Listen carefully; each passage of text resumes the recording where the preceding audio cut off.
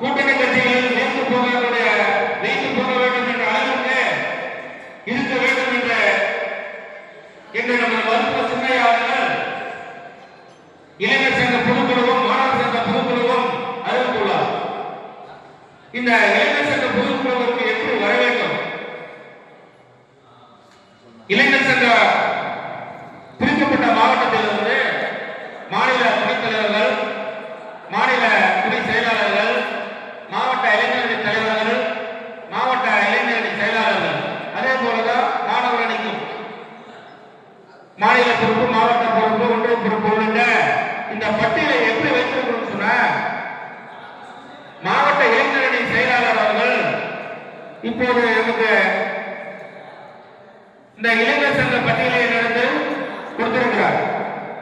இது போலதான் ஒவ்வொரு ஒன்றியத்துக்கும் ஒன்றிய இளைஞரணி தலைவர், ஒன்றிய இளைஞரணி செயலாளர், ஒன்றிய இளைஞரணி துணைத் தலைவர் என்று துணை செயலாளர் என்று இது கம்பல்சரி ஒவ்வொரு ஒன்றியத்துக்கும் இருக்கணும். அதே மாதிரி இப்ப 6 தான் கொடுத்திருக்காரு.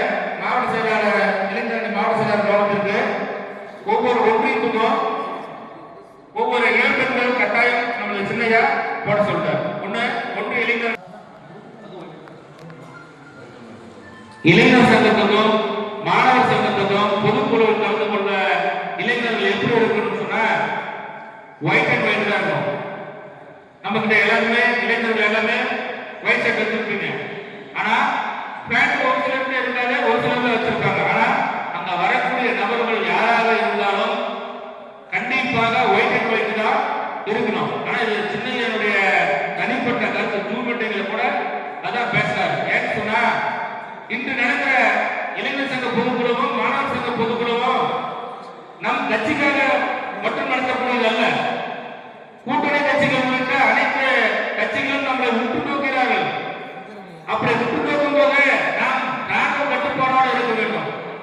அப்படி ராணுவ கட்டுப்பாடோடு இருக்கணும்னு சொன்னா நாம் அனைவரும் கட்டாயம் வெள்ளை சூழலில் தான் இருக்க வேண்டும். இதில் பேண்ட் வேற மாதிரி போட்டு நம்ம உள்ள போகணும்னா கண்டிப்பாக அந்த வெளியிலிருந்து நம்ம ஆட்கள் யாரும் விட மாட்டாங்க. அதே மாதிரி இந்த இளைஞர் சங்க பொறுப்பாளர்கள் தான் வர வேண்டும் என்று சொன்னா இல்ல. அதே மாதிரி மாணவர் சங்க பொறுப்பாளர்கள் தான் வரணும்னு சொன்னா இல்ல. இந்த நேரத்தில் நாம் ஒரு மாஸ் காட்ட வேண்டும். ஊடகங்களாக இருந்தாலும் சரி, மாற்றுக் கட்சிகளாக இருந்தாலும் சரி, நம்முடைய சின்னையா அவர்களின் மனதில் இடம் பிடிக்கிற அளவில் இந்த இளைஞர் சங்கமும் மாணவர் சங்கமும் அணி அணியாக திரள வேண்டும். அப்படி அணி அணியாக திரளணும்னு சொன்னா இப்ப நிறைய பொறுப்பாளர் தவிர்த்து மற்ற பொறுப்பாளர்கள் கூட வருவாங்க. இளைஞரணி பொறுப்பாளர் வேற, மற்ற பொறுப்பாளர் கூட வருவாங்க. அனைவரையும் நீங்கள் அழைத்து வாருங்கள். அங்க அரங்கம் 2000 பேர் 2500 பேர் கூடுது என்று சொன்னால் குறைந்தபட்சம் 10,000 பேருக்கு உண்டான இலக்கை நாம் அங்க இளைஞர் சங்கத்தில் கூட்ட வேண்டும் என்று சொல்லி என்னுடைய மாநில செயலாளர்களும் மாணவனை செயலாளர் தலைவர்களோட கலந்து ஆலோசிக்கிறோம். அதனாலே இது ரொம்ப ரொம்ப முக்கியமான கூட்டம் என்பதனால மாவட்ட செயலாளர் அவர்கிட்ட தொடர்ந்து பேசினேன். அவர் இதை சிறப்பாக இந்த கூட்டத்தை மாணவர் சங்கமும் மாநில பொறுப்பாளர்கள் அனைவரும் இந்த மாவட்டத்தில் கலந்து கொண்டதில், ஒன்றிய செயலாளர்கள் கலந்து கொண்டதில் மகிழ்ச்சி அடைகிறேன்.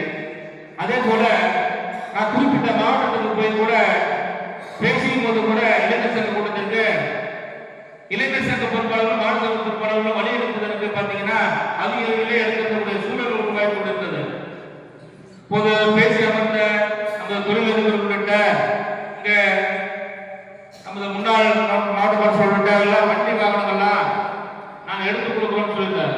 இது எவ்வளவு ஒரு மகிழ்ச்சி. ஆனால் மகிழ்ச்சியாக இருந்தாலும் கூட நம் சமுதாயத்திற்கும் கட்சிக்கும் சகோதர சமுதாயத்திற்கும் நாம் எதையாவது செய்ய வேண்டும் என்று உணர்வோடு எடுத்துக் கொடுக்கிறார்கள். என்னுடைய கருத்து என்னன்னு சொன்னா, ஒரு மாவட்ட இளைஞர் தலைவர் செயலாளர் ஒரு தலைமை தாங்கி இந்த இளைஞர் சங்கத்தை கூட்டிச் செல்கிறார் என்றால் அவங்களுடைய பங்களிப்பு இருக்கு. அவருடைய பங்களிப்பு இருக்கணும்னு சொன்னா அப்பதான் அந்த உணர்வு வரும். தன் சொந்த செலவிலே இல்லை தான் உருவாக்கிய ஏதாவது ஒரு பணத்திலேயோ